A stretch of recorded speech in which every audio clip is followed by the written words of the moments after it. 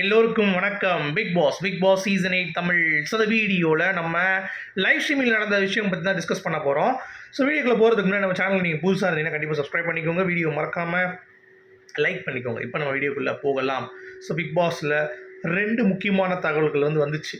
So Hotstar ஓட்டிங்கின் படி யார் news வாசிக்கணும் அப்படின்ற மாதிரி ஒரு கொஷின் கேட்டுக்கப்பட்டிருக்கு. அதில் பார்த்திங்கன்னா சௌந்தர்யா போட்டாங்க.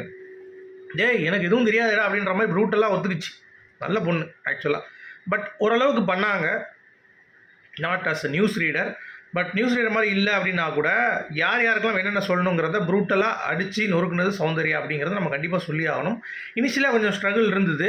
அடுத்து போக பார்த்தீங்கன்னா அவங்களுடைய பெர்ஃபார்மன்ஸ் அப்படிங்கிறது நல்லா மேட்ச் ஆகிடுச்சு அப்படிங்கிறது நம்மளால் பார்க்க முடிஞ்சிச்சு. ஓகேங்களா? அதில் குறிப்பாக சொன்னது நம்ம ஜாக்லினுக்கு ஒன்றுமே தெரியாது. அவங்க ஃபுல்லாக முத்துக்குமரன் தான் கேம் தான் பார்த்துட்டு இருக்காங்க. அவங்க கூட தான் போட்டி இருக்குது. 2 பேர் கப்பை தூக்குறதுக்கு ரெடியாக இருக்காங்க. பட் குறுக்க கப்பை ஒருத்தி திருடிட்டு இல்லை கப்பை கழுவாமல் ஒருத்தி இருந்தா தெரியுமா, அந்த மாதிரி ஒருத்தவ திடீர்னு அந்த கப்பை எடுத்தால் எப்படி இருக்கும் அப்படின்ற மாதிரி குறுக்க அந்த கௌசிக்கு வந்தான்ற மாதிரி குறுக்க அந்த சௌந்தர்யா கப் எடுக்க போகிறா அப்படின்ற மாதிரியான ஒரு சீக்வன்ஸ் பேசியிருக்காங்க. அது நல்லா இருந்தது உண்மையிலேயே. அது ஒரு கான்ஃபிடென்ஸ். ஏன்னா எப்பயுமே நம்ம கப் எடுக்கிறோம் அப்படிங்கிறத ஓப்பனாக சொல்லணும். அங்கே மறைச்சிக்கிட்டு நான் அதுக்கெலாம் ஆடலையே அப்படின்ற மாதிரி சொல்லாமல் ப்ரூட்டலாக இருந்தாங்க.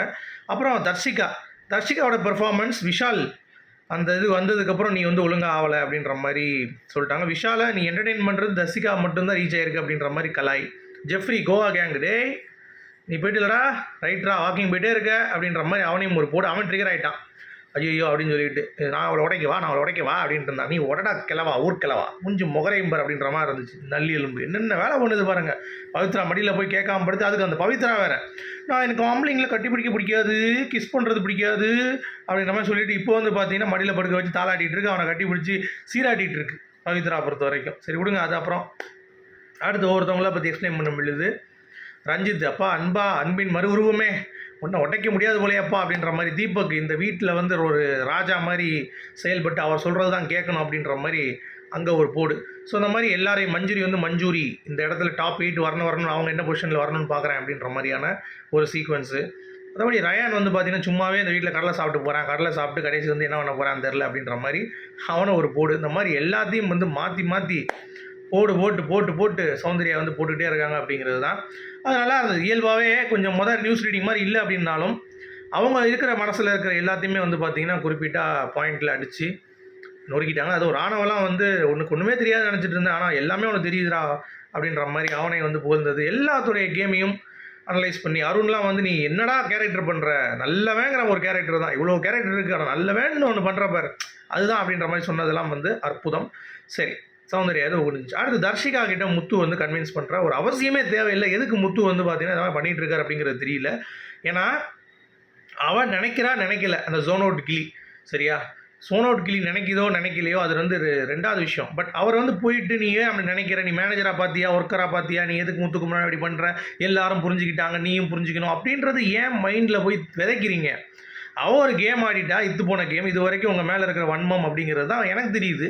தர்ஷிகா ஏன் திடீர்னு பார்த்தீங்கன்னா நடிக்கிறா அப்படி, நீங்கள் அவ்வளோதான் சொன்ன பேரும் எனக்கு இன்னும் நடிக்கிற மாதிரி தான் இருக்குது அப்படின்ற மாதிரி சொல்லி உருட்டினவ அந்த இடத்தில் முத்துக்குமரனை அடித்து ஸ்பேஸ் கிடச்சின்னு சொல்லி அடிக்கிறவ உனக்கு டாப் பிளேயராக போட்டி போடுறா. அவ்வளோதான். அப்படி தான் நீ நினச்சிக்கணும் முத்துக்குமரன். அங்கே போயிட்டு நான் தர்ஷிகா இப்படி பார்க்குறேன், தர்ஷிகா இப்படி இருக்கா அப்படின்னா இந்த வீட்டில் யாருமே அப்படி கிடையாது. எல்லாருமே கப்புக்காக தான் விளையாடுறோம். முத்துக்குமரன் நல்ல பேர் எடுக்கணும், முத்துக்குமரன் நல்லா மூஞ்ச காட்டணும்லாம் வரல. இது முத்துக்குமரன் புரிந்து கொள்ள வேண்டும். ஒவ்வொருத்தவங்கள்ட்டையா போய் டிமாண்ட் பண்ணாமல் இந்த இடத்துல அவர் தப்பு தான் செஞ்சுருக்காரு. என்னை பொறுத்த வரைக்கும் போய் எக்ஸ்போஸ் ஆகிறேன்னு சொல்லிட்டு அவர் பார்த்தீங்கன்னா போட்டு ஒரு பாயிண்ட் லாக் பண்ணா பார்த்தீங்களா முத்து, அந்த ஒரு பாயிண்ட் சரியான லாக்கு. முத்துக்கு பேச முடியல. இது வரைக்கும் முத்துக்குமரனை நான் மார்க் பண்ணி பார்த்ததில்லை. அவன் ஆலமரம் அப்படி இப்படிலாம் காட்டுறான். அது எப்படி, அது எனக்கு டிஃப்ரெண்ட்டாக தெரிஞ்சிச்சு அப்படின்ட்டா. அதுக்கு அவன் பதிலே இல்லை. நீ எப்படி பார்க்குற, அப்போ நீ அருணை பற்றி பேச மாட்டேன், நான் ஒன்றை பற்றி பேசுகிறேன் அப்படின்ற. அடுத்து அருணை பற்றி பேச வேண்டிய அவசியம் இல்லை, நான் ஒன்றை தான் பார்க்குறேங்கிறப்ப பதில் இல்லை. அந்த மாதிரி இடத்துல மாட்டி முழிக்கிறோம்ல, அது தேவையில்லாதது. ஒன்றே முத்துக்குமரன் நீ உடஞ்சிரு, நீ எக்ஸ்ட்ரீமை காட்டு, கப்பு கிப்புலாம் அப்புறம் மக்கள் பார்த்துப்பாங்க.